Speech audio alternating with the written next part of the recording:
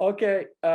Merci beaucoup, Richard, pour être avec nous pour ce lancement de ces mini-séries conférences organisées par le CIPI de Strasbourg et le CIPP de McGill. Les acronymes se ressemblent à Montréal, donc une collaboration transocéane. Alors, nous avons demandé à des grands noms de la propriété intellectuelle et de la pensée de l'immatériel à intervenir dans un format qui est très court, qui nous laissera 20 minutes pour t'entendre sur les préoccupations du jour et 10 minutes de questions. Et tu as bien voulu accepter cette présentation avec un préavis extrêmement court, sans te laisser la possibilité de présentation. Alors, notre premier invité aujourd'hui dans ce cycle Big Names and Big Ideas in IP est le professeur Richard Gold. So allow me to introduce you as you should. Professor Gold is a James McGill professor at McGill University's Faculty of Law and Faculty of Medicine and Health Sciences. He currently serves as the director of the Center for Intellectual Property Policy, which he created a little bit like almost 10 years ago. He's the co-founder. Prolific writer and successful hyperactive researcher, he's clearly a leader in our field and a force to be reckoned with. His research centers on models of innovation and novel intellectual property strategies, particularly those relying on open science. So without further ado, Richard, I give you the floor. It's beautiful in Strasbourg, and we're very, very glad, very happy to have you just for us today. The floor is yours. I'm just waiting for the slides to properly load. Hello, everyone. There we are. So you can see me in the bottom corner here. Merci Pierre-Manuel pour cette introduction. Pierre forgot to tell you that while I am currently the longest standing director of the center and its continuing existence is due largely to him. And the other thing I have to correct him on is we actually started it almost 20 years ago, so we are getting old. But because time is short, I am going to move directly into the presentation, which, as you can see, is in English. Mais si vous avez des questions après, posez-les en français si vous préférez.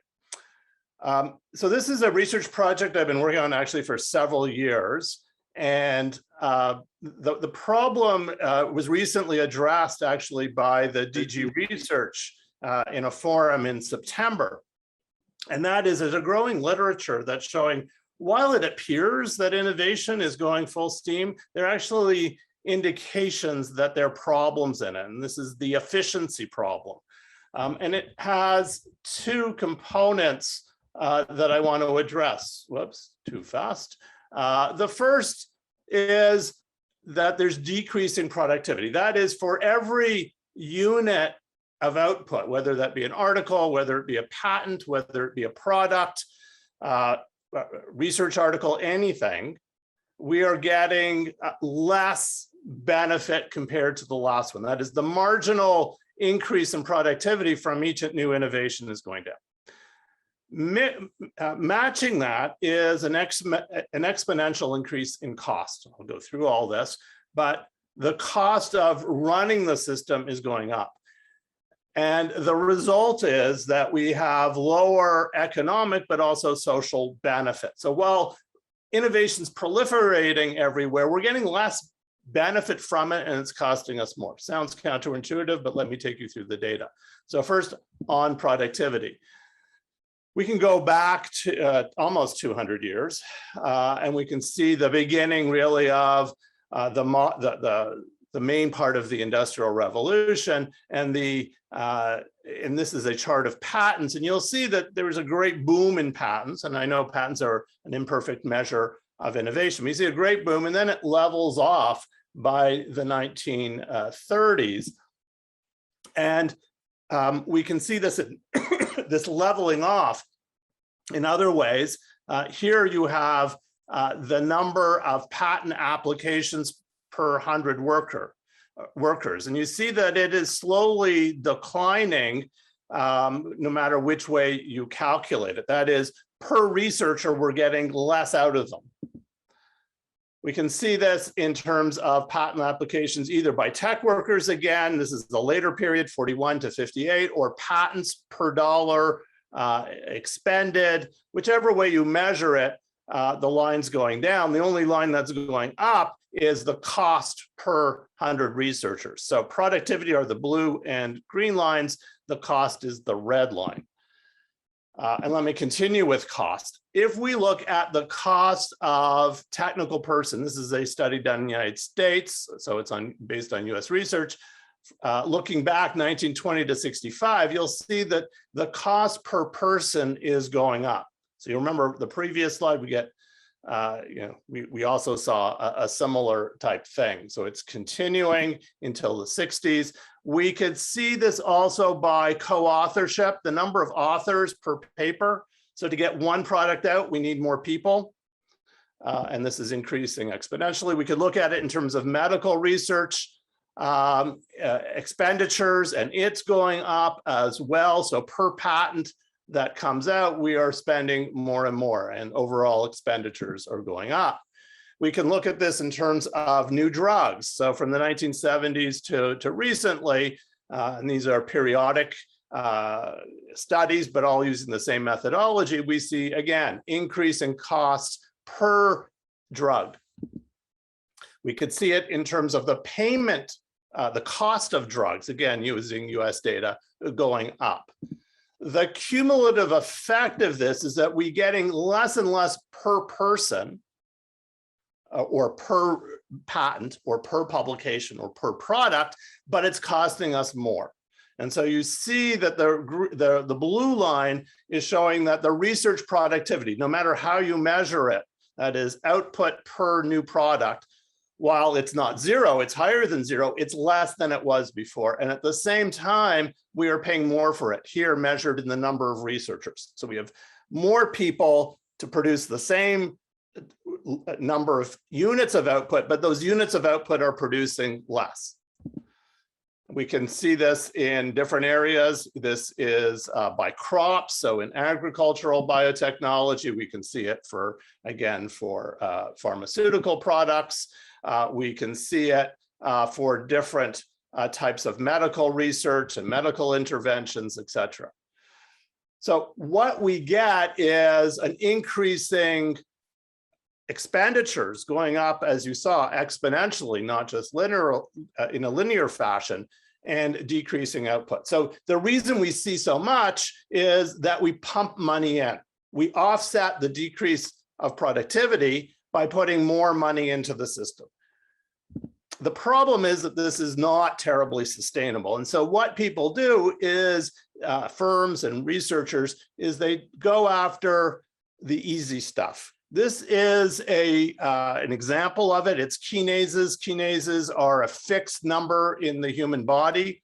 And what you see on the x-axis is number of publications per kinase. So it's ordered according to the blue curve that you see by number of publications. So you don't have each number, but as you see on the left side, there are lots of publications with respect to a few kinases, and as you go to the right, there were none.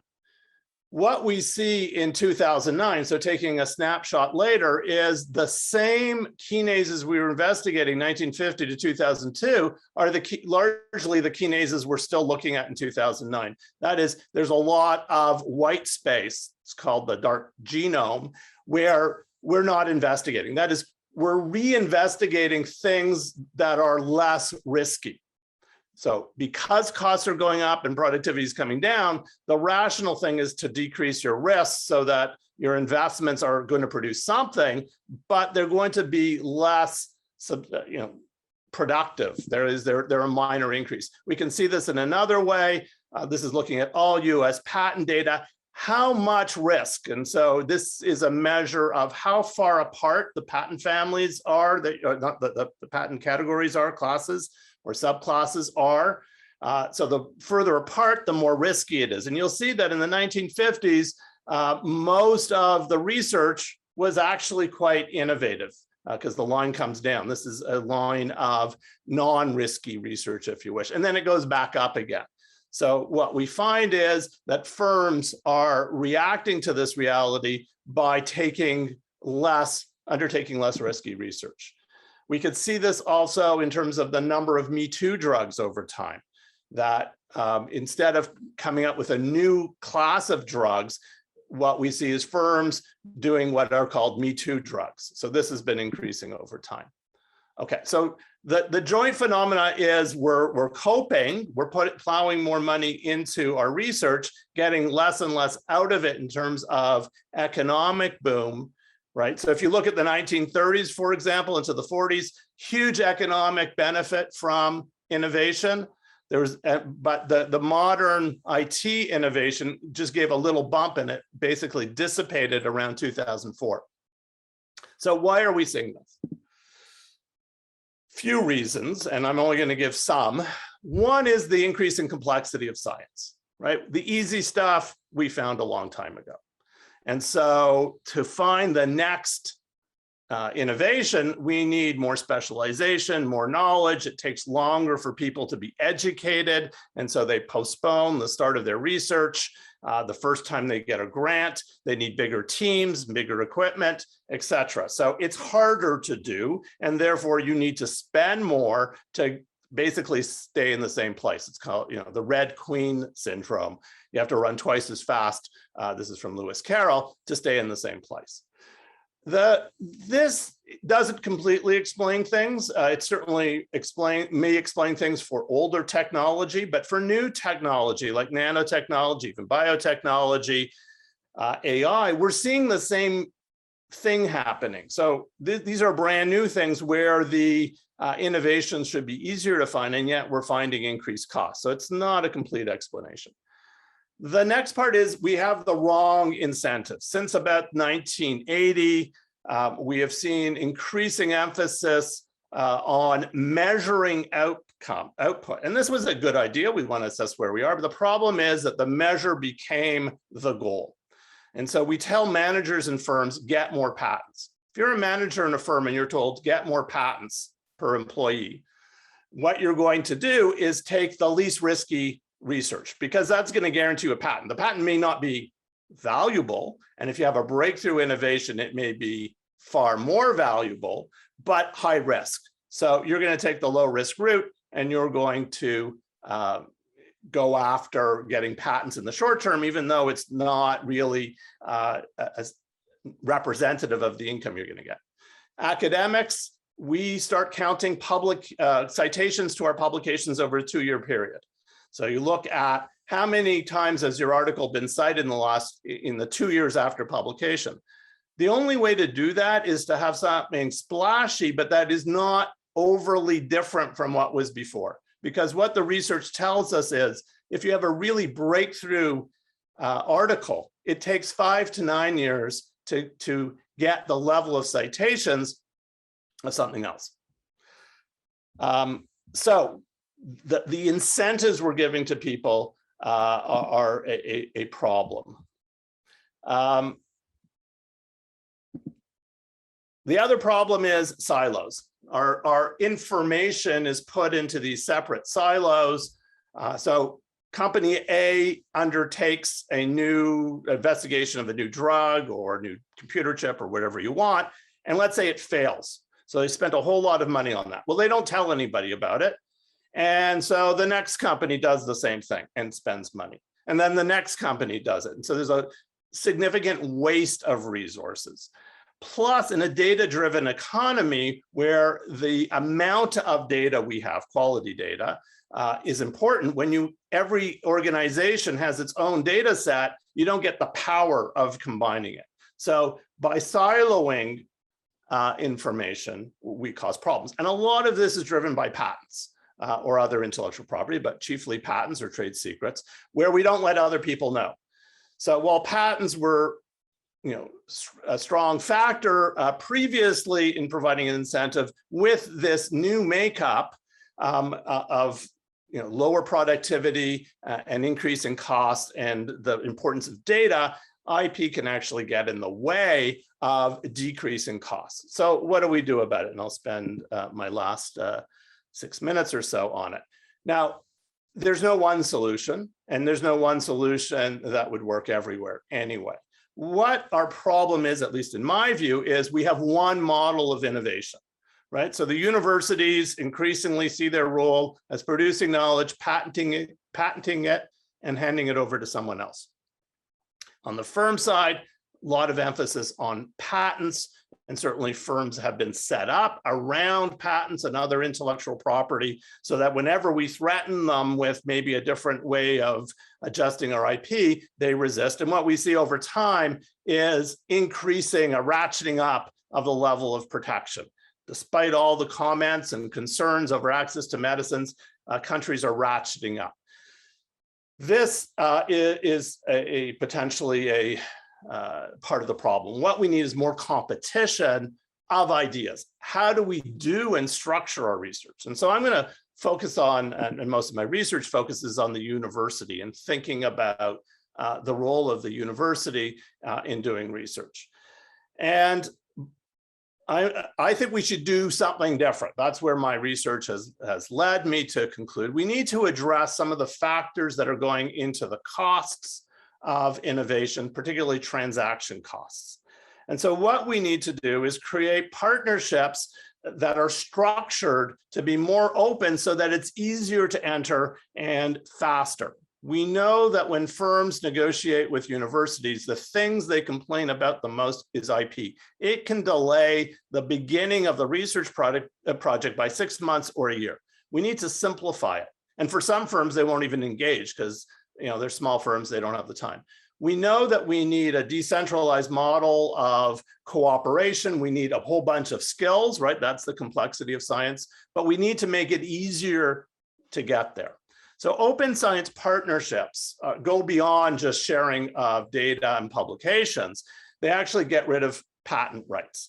Everything is open to everyone at the same time. What this does is it means that we can go to a model of a simplified contracting. We see that there's some benefit to this. The Lambert set of agreements in the UK, they're still IP, has greatly raised the efficiency of entering into partnerships. We think we can go even further by getting rid of the main stumbling block. So we can have standard form agreements, and this will allow a greater variety of actors to participate, ones who didn't participate before because entry is so easy, but it also ensures that the data we produce and the knowledge we produce and the molecules we produce and the assays we produce and all the physical things that go into research are shared broadly.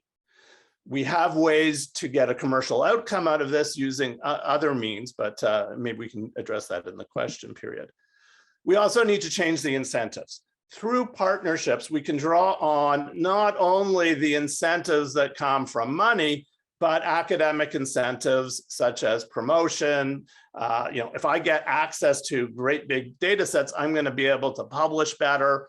I'm going to be able to get funding for my research, so I'm happy. Foundations who are interested in ameliorating certain health conditions or ensuring privacy or ensuring access to information could have a different set of interests, and governments as well. So we want to broaden the set of incentives.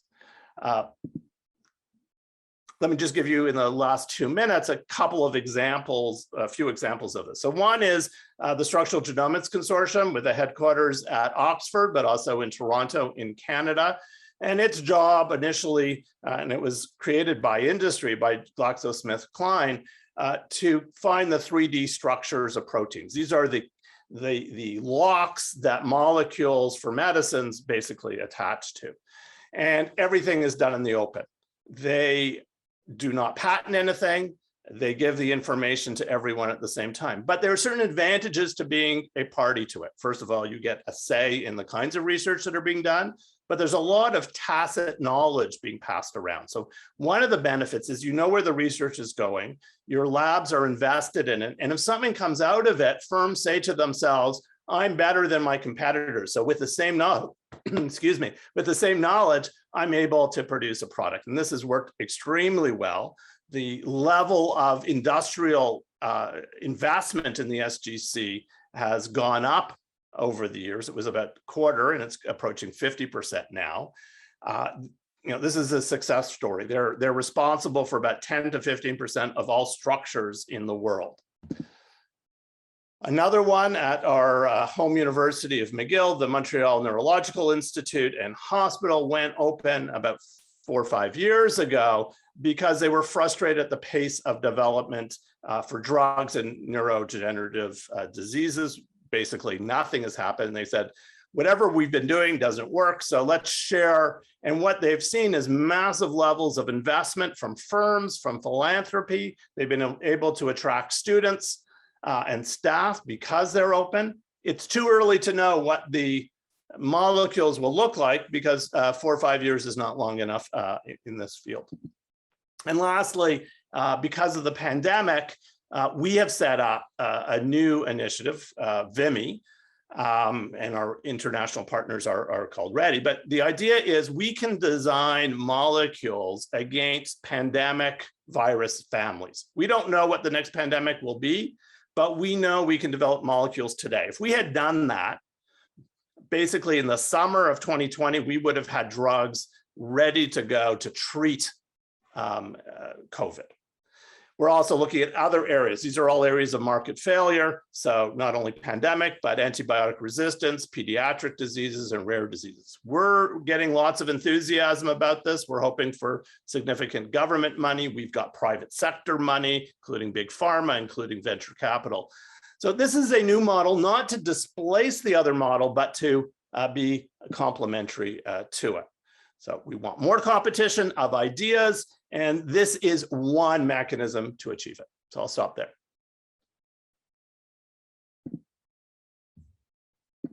I just have to.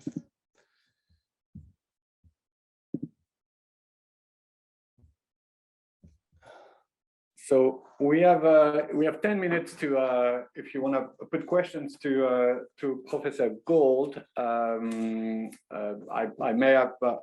may start with one. Do you see the revenge of? I mean, what do you say to a newly educated lawyer who spent 4 years, like our students here, studying IP, and the bulk of the work is mostly securing registrations in IP and how capitalization in IP works. So that's sort of the old model. But do we also need to adjust the type of education we deliver at the university? How do you see it impacting this new game? How do you see it impacting the, learning and teaching IP at the university? I think it actually makes learning about IP much more fun. Rather than learning just the technical rules about IP, and you still need to know them because they're critically important, you get to be creative. So we all have hopefully a creative aspect to us, and it's about building new partnerships in new ways, thinking about how can I use IP in a way that allows for more sharing, that decreases costs. So it's not anti-IP, these systems work together, and we actually use some IP. Instead of patents in VIMI, we're going to rely on regulatory data protection. So there are other forms of IP that can be used, and it's finding creative contractual arrangements that allow sharing at the same time as ensuring that there is an ability to move forward. So I think there's more of an opportunity for students, but they have to put on their creative hats and get away from dogma about IP and start thinking really creatively, how do I use this tool and how do I use other tools? IP is certainly not the entire game. Est-ce que j'ai des questions dans la salle? N'hésitez pas. Questions, pas de questions? Oui, il y avait hésitation, non? Moi, j'en ai une autre, Richard, qui est un paradoxe. On vit dans une discipline où on pense que the creative output is the game, right? You disclose to be protected. You create, and then because there is a work, fixated, fixed somewhere. So there's this idea of there's something that is produced, marketed out there, and this is the basic understanding. But it looks, it seems that the new economy works on the keeping information secret, keeping everything secret, actually. So we are in sort of a paradox where IP and innovation doesn't really work, and we want now, the game is to get this information out. So we talk a lot about algorithm transparency. We talk about a big conglomerate having so much data now that they can create, or they can use that to their own benefits, and the society as a whole doesn't benefit from it. Do you see that shift? I mean, we from this IP where we have a certain idea of what we produce, and you talked a lot about outputs, production, productivity, and then we're sort of back in a black box. Yeah, I mean, I think, IP has played different roles at different times with different technologies. There's no fundamental incompatibility between sharing and IP. IP doesn't have to cover everything. The problem is that we've gotten addicted. It's like an opioid. A little bit might be good to ease your pain, but too much interferes. And my fear is that that's what happened, especially with respect to data. I think data, the large data sets, the power of data has really altered our perception of whether IP is helping or not. Now, copyright has a better balance than patents because patents prevent all use. Copyright is by its nature, everything is out there. So, a company that is looking at its IP is maximizing its protection and trying to minimize the sharing. So it uses a combination of several patents and trade secrets and evergreening in order to keep people out. I'm not sure that that was always as strong. I'm sure in some industries it was, but it's become increasingly the motivation of our managers, both in the university and in firms. And that has hampered the way. So, when you have a little bit of a good thing, we kill it by doing it too much. So we need to readjust. And I think we need to change the way we train managers. And I'm hoping, sessions like this and the new forms of training we do to the incoming IP lawyers, where they understand that in the short term, their client is better off with higher IP, but in the long term, we're robbing them of the very things that made them innovative.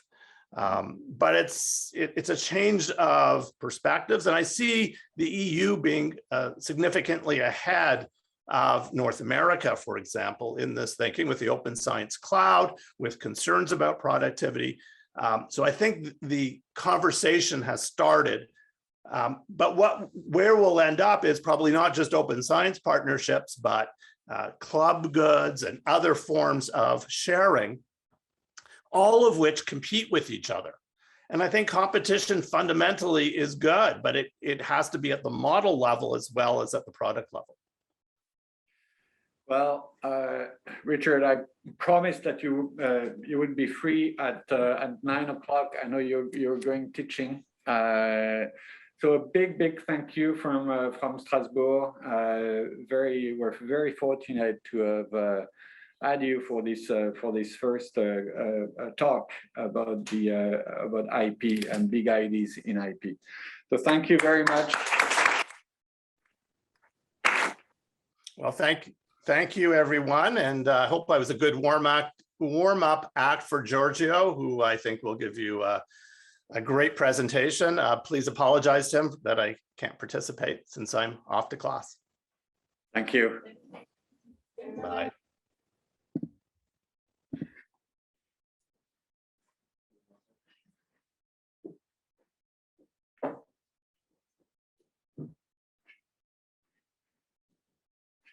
Oui, good. Est-ce qu'il faut qu'on éteigne quelque chose? Il intervient. Non, là, on a une pause. On a, Ok. donc,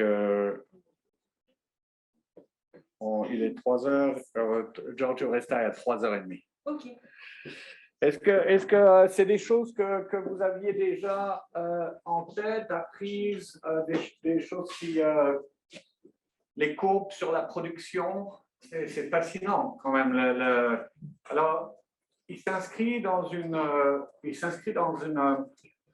j'allais dire, un nouveau mouvement de la recherche. Ça fait très longtemps qu'il réfléchit à ces questions-là, mais on a de plus en plus de données sur l'équation entre la production et le coût par création de contenu, de produits.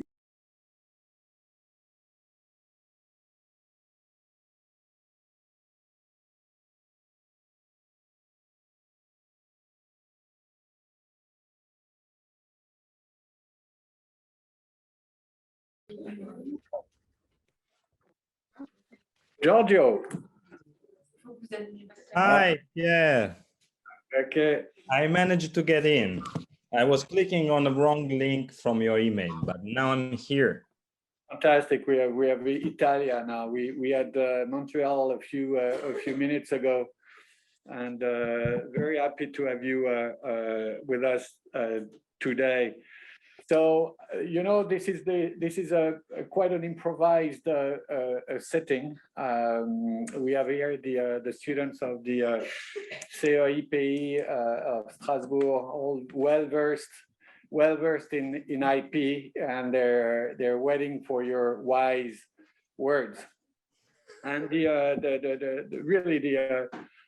objective is to give them some context and some food for thought.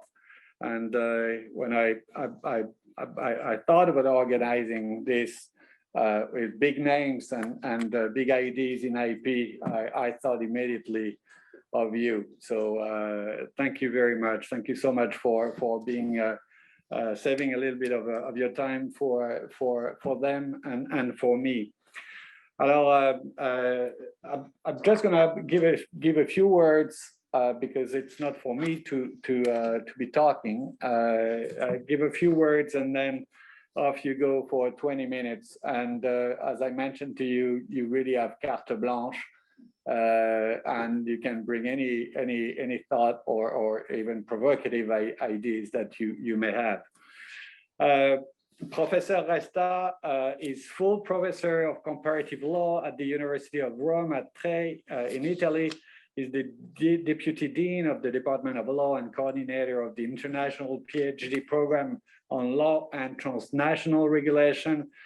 He's, dare I say, the most original and creative mind in our community, well-versed in many legal traditions, a true model for me and for many of us in the field of private law, comparative law, and everything that relates to intangibles.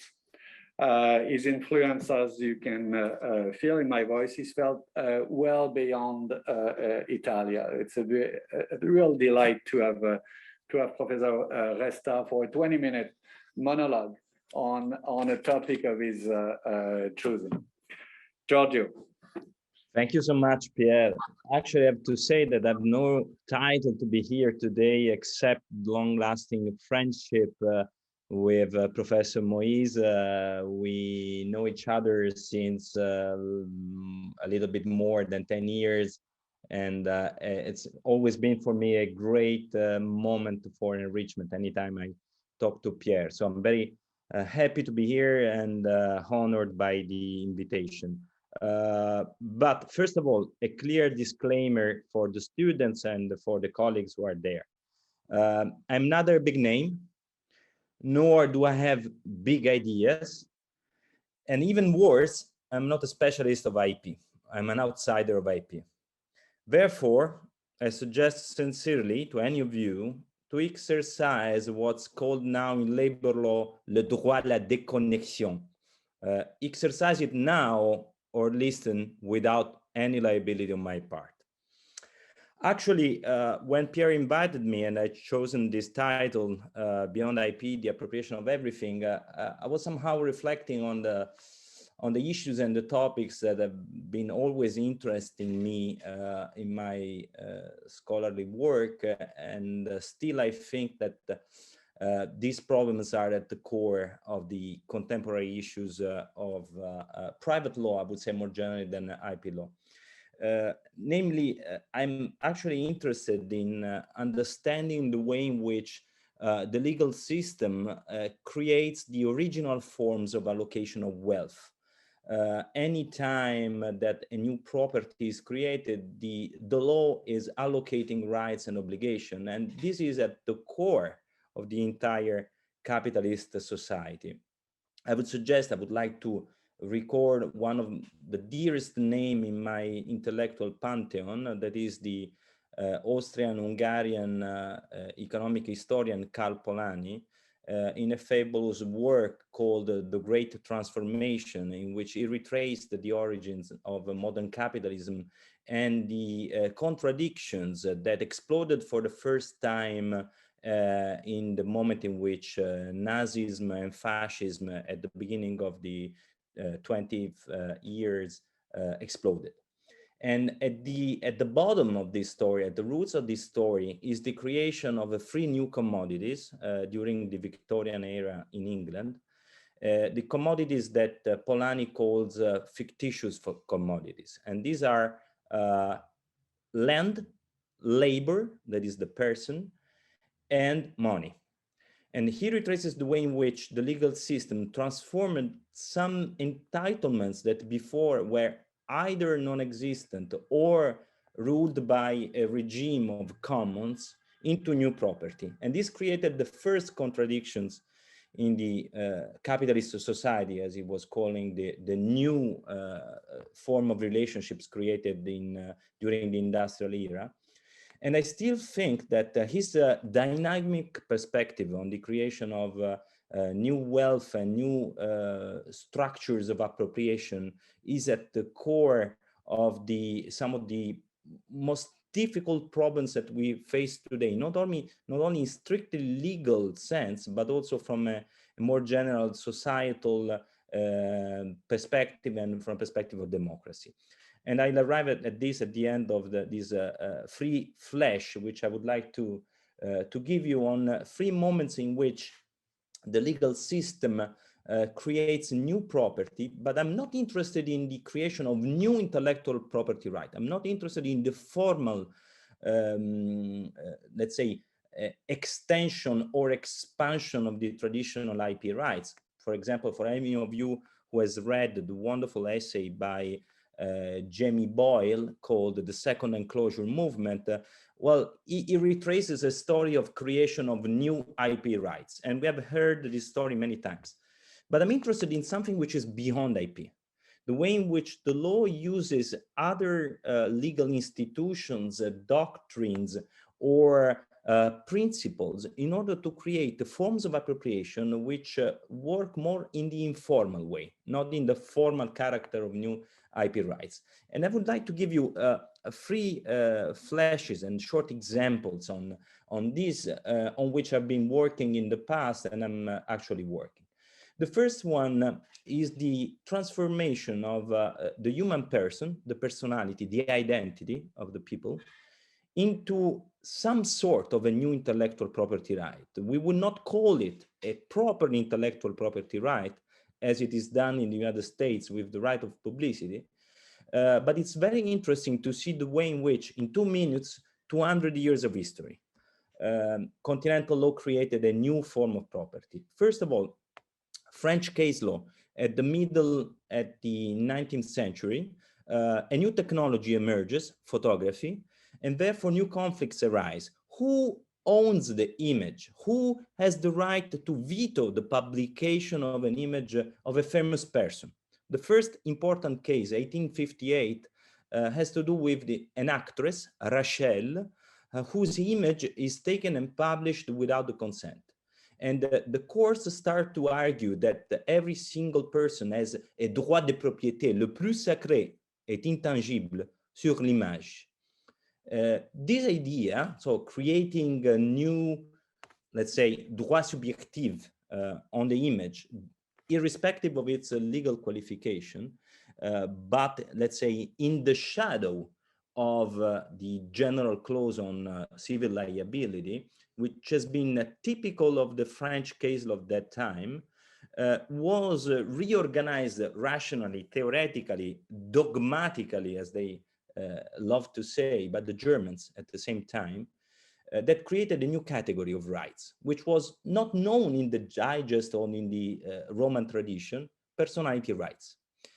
And the way in which these personality rights made their appearance in the first in the German Civil Code at the beginning of the 19th century, 20th century, and then in the Italian Civil Code of 1942. Well, it's quite interesting because we see a new right that in theory should protect the emotions and dignity of the person, as it was the general narrative. But after a few years, it is translated into an alienable or at least exploitable property right on the aspects of identity. To close the story, German Supreme Court 1999 creates this right over the identity, which is transferable post-mortem, mortis causa. It is an asset that can be owned by the heirs. So from the emotions and dignity to a new exploitation right over the identity that can be sold on the market. What is this, if not the creation of a new property right on the identity, which can be offered for obtaining credit, for inclusion into the capital of a corporation, or even that it can be inherited by others. Second example, the creation of a new form of appropriation of cultural goods. You all know, I think, at least a student coming from France, have heard about the affaire Gondry, the decision in which the French Cour de Cassation in 1999 created from the right to tangible property, so the general droit de la propriété, an intangible right over the exploitation of the image of the good, without having any specific reference in the code or in the law. So from tangible to intangible, the case dealt with the reproduction of the postcards of this bistro, Café Gondry, which was the first shop that was a public shop that was freed by the Allied forces in the Second World War. So it was a cultural heritage. There was a big debate. Can the judges create new intellectual property rights without having a specific legal basis? What is the result? The result is the limitation of the right to enterprise, to start a new business, the right to freedom of information, and so on. The creation of new rights limits the antagonistic freedoms of other people. Do they have a specific legitimation to do this to courts? Well, in continental law, we have always said that there is a general principle called numerus clausus of rights over intangible. That is, there is a limited number of subjective rights protecting an exclusive entitlement to intangibles. Why did we recognize, at least in theory, this numerus clausus?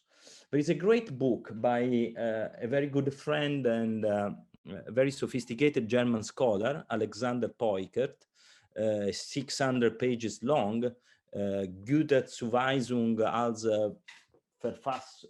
Rechtsprinzip, I have the book here, in which he argues that the very rationale of this principle of numerus clausus is that given the fact that creation of new intellectual property rights limits constitutional freedom, we need a parliamentary decision, a democratic decision about how to balance these conflicting interests.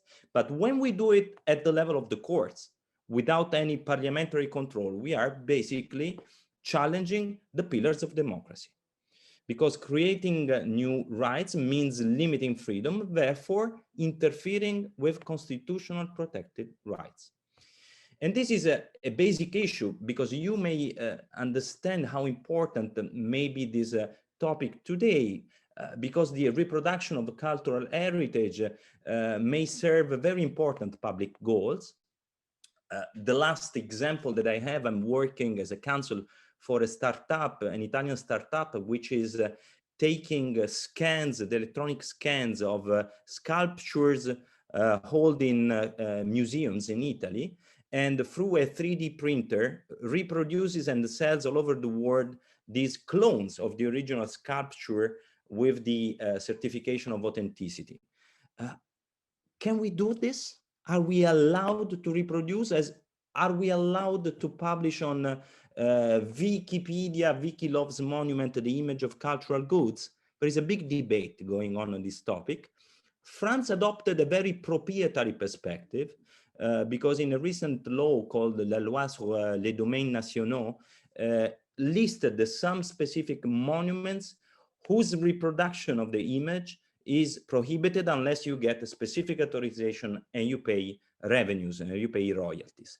Are we sure that this is the best way? And my second question here, what is the right incentive when we create intellectual property rights? What should we trigger with the recognition of a new monopoly? In this case, we don't want to trigger anything because the good exists already. We don't need to produce it as we produce a poem, or as we produce a medicament, or as we produce some music, some pieces of music, and therefore we need a monopoly. We have already it. We have Colosseum. We don't need to protect it exclusively on the to the state, to the benefit of the state, in order to create activities that are publicly that respond or belong to the public interest. Third and last point and last issue, data for algorithms.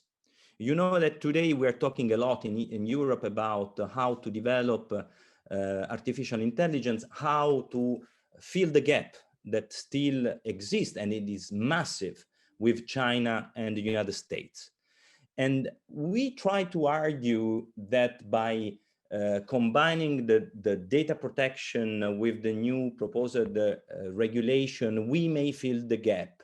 And we may impose with this very emphatic narrative the European values all over the world. We want to be global leaders in the standards concerning the production of artificial intelligence. But we are simply overseeing that if China in 20 years arrived at the same level of the US development, that is because China has a massive repository of data that can be freely used for artificial intelligence applications. Simply, if you go to China, you will see that you cannot pay almost nothing today with money. You have to use your credit card in order to buy anything. That means massive amounts of financial data, consumer data, geolocation data that may be used for technical innovation. And of course, the reason is that there is a planning from the center that says that this is good for the development of the Chinese industry. There is an authoritarian state that does not protect the rights of an individual, at least in some types of relationship. But what I want to say is that we have to question ourselves in Europe today, not if data protection is good, because it is for sure good, because it responds to one deeply felt protection and safeguard, in particular in asymmetric relationship between, for example, employee and employers. Think about the riders today, or between the public administration and individual. But the question is today, how can we make data more accessible with guarantees? Because if we insist with the logic of protectionism and the logic of data protection or IP over raw data, then we will end up reinforcing the asymmetry with the other geopolitical players, in particular in the field of artificial intelligence. I don't know, Pierre, if I have another 2 minutes, but basically, yes, probably 2 minutes. I just want to conclude with this third point by saying that defining the correct regime concerning the protection, use, and exploitation of data is not simply a technological issue, because from this depend very important democratic issues. If we have witnessed what happened with the presidential campaign in the US in the last 2 elections, if we correctly appreciate the importance of the Cambridge Analytica case, we cannot but be conscious of the importance today of asymmetries, social and power asymmetries in the use of data, with a few leaders, a few monopolists that have been created, Facebook, Amazon, Google, and the others, that have been created because data were considered terra nullius in the United States, exactly as the land was considered terra nullius at the time of colonization. And the result today is that Europe is colonized as it was colonizing other parts of the world before, as Africa is still colonized today, because we are simply the producers of data at low cost. We consumer give our data to the big tech companies, and the use of this data is a very important impact in changing the opinions and changing the current flow of democratic elections. I'm referring to a couple of books which I suggest you strongly to read. One is called The Atlas of AI, published by the Yale University Press by Kate Crawford. And the second one is the most recent book by Victor Meyer-Schönberger on the access to data. He's a researcher at the Oxford Internet Institute. And they demonstrate how important is this necessity to make data accessible under certain guarantees. And making data accessible for uses and reuses, for scientific uses or artificial intelligence application, is necessary today in order to fill the gap. Because the force and the strength of the big technological super corporation today is they had an unbridgeable exclusive access to data, and that is the source of their economic power. But it is just them who have access to data, and the promise and the challenge is to make data accessible for everybody.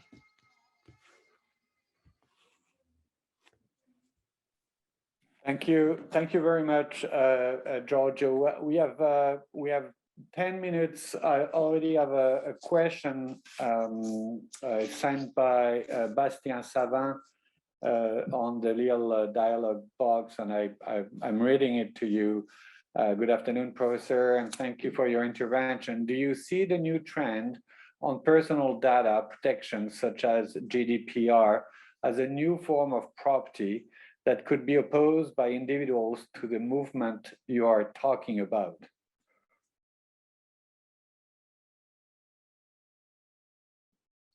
Oh, your mic. Your mic. Sorry, I was asking, shall I answer right now or shall we collect questions? What you? You can collect your thoughts, and I have another question for you, which is at the core of many question or discussion we have had in the classroom. And I was mentioning that at the core of the idea of property was the idea of, and you mentioned the idea of subjective right, that there is an endorsement by the state of a particular value distribution or wealth distribution by creating a temporary right to the benefit of society. And we seem to be entering a paradox now where the output and value are somewhat kept secret. And you mentioned data, algorithm, a huge, massive amount of data, where we don't discuss, and we understand why there is not much discussion there. We have had discussion about property upon data, but the big data corporation don't want to really go this way, because anyway, keeping it confidential give them the advantage, and there is no democratic discussion about them. When you discuss exactly your point, when you discuss property, and when this is the judiciary creating property, there's a problem of legitimacy, democratic legitimacy. If you push the envelope a little bit further, so what we're looking at, talking about data and eventually access to data, but the vast amount of value, the mind, the goal that have been prospected by this huge company, it's completely outside the democratic discussion. So in fact, we have the opposite problem. Like, to what extent we need to force these corporations talking about who owns what and for what, and to partake to a conversation that would be on a democratic at a democratic level. So the first question is, again, do you see the new trend of personal data protection such as GDPR as a new form of property that could be opposed by individuals to the movement you are talking about? And I guess there's personal and non-personal identification problem underneath the question. Thank you so much, Pierre. Great questions, both, and let me thank also the first person who wrote the question. I don't remember the name. So first question, that's very interesting, because actually when we look at the personal data, when we look at the even body samples, DNA samples, or objects of identity, we have always one question. We see that they have economic value. We want to protect them and give them to the individual the right to decide about their exploitation. And then the question is, are we creating, or do we need to create property right? I think that the question is, what distinguishes a property right from a right to control that has some personal basis? And I think that the distinction is to be found in the regime of alienation. Property is alienable. These type of rights are or should be inalienable, or at least market inalienable. And the answer regarding personal data is no, I don't see this as a form of property, for the very reason that the regime of alienation is surrounded by such guarantees and safeguards by the GDPR and national laws as well, that they cannot be equated to a general commodity. They are not commodities because you can always withdraw the consent. The tying agreements are prohibited by European law, and you always have a right to portability, a right to get back your data. And these characteristics makes them, in my perspective, an expression of fundamental rights and not of patrimonial property rights that can be alienated. And we should keep this, because this is the only feature that distinguishes. Then we may have different types of inalienability, and this is a very interesting issue. As regards the body, for example, we cannot sell the body, but we can give the body. We can give them as a gift. As regards data, it's like the opposite at the moment. We can sell in economic terms data in exchange for gratuitous services, for example, but we cannot give away data because consent has to be always tailored to some specific uses. And so there is this asymmetry, which is very interesting from a general private law perspective, which the Commission tries to change today by introducing in the Proposal Data Act a new form of data altruism to make data the possible object of a gift. And this is a very interesting perspective. A second question, yes, I think that there is a huge problem of democracy, also because, as you said, Pierre, there is the problem of confidentiality, of opacity, of the black box, not just of the algorithm, but the black box of the, let's say, of the endowment over which these private powers build their capacity of influencing society and democracy.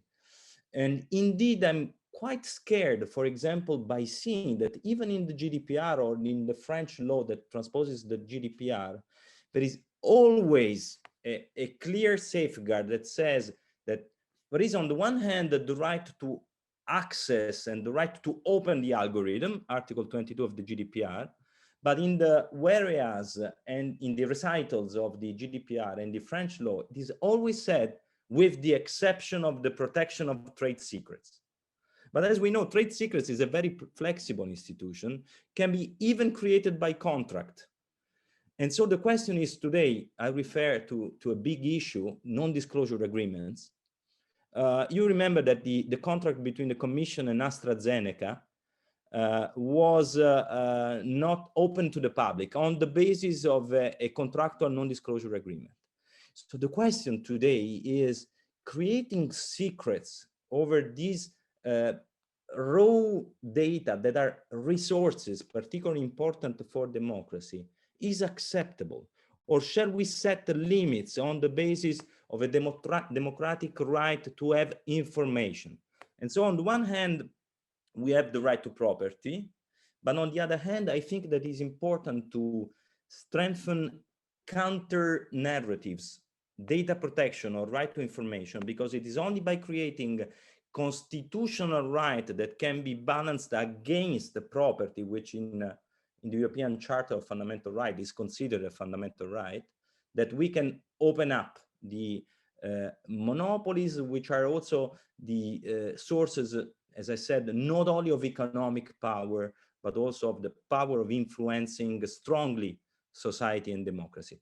Can we impose mandatory rules to access data to this big corporation? This is clearly cannot be done on a simple local level. Even Europe, that is trying to introduce extraterritoriality clauses very strong, applying, for example, the GDPR or the proposed AI regulation in territories and to persons and relations which are located much beyond the territory of Europe. Europe is trying to do this. That this is very dangerous from my perspective because it creates the risk of retaliations. And it is against the sense of comedy of which Europe should be one of the leaders, international comedy. And so I think that what is most convincing is what Victor Mayer-Schönberg writes in his book. We need an alliance of states and regions of the world that are lacking the power of a data in order to revert this trend and this asymmetry or this new colonialism over data. And he also speaks, quoting Bremer, of a new technological Cold War, which is deploying today between China, US, and possibly Europe. I think that we as scholars of private law or IP should be conscious of this broader context, because as Duncan Kennedy said once, we are not simply deciding technical issues, we are deciding broadly societal and political issues that deserve to be carefully analyzed. Well, Giorgio, there cannot be a better conclusion. I promised that you would be free as of 4 p.m. and you are now. And thank you so very much for being part of our little discussion autour du feu here in Strasbourg, and it was absolutely we're absolutely thrilled to have been able to listen to your talk. Thank you very much, Giorgio Resta. Thank you, Pierre. And I would like to say bye to all the students and wish them much study and much learning. And with a professor like Professor Moyse, this is for sure. Thank you, Giorgio. Bye. Bye.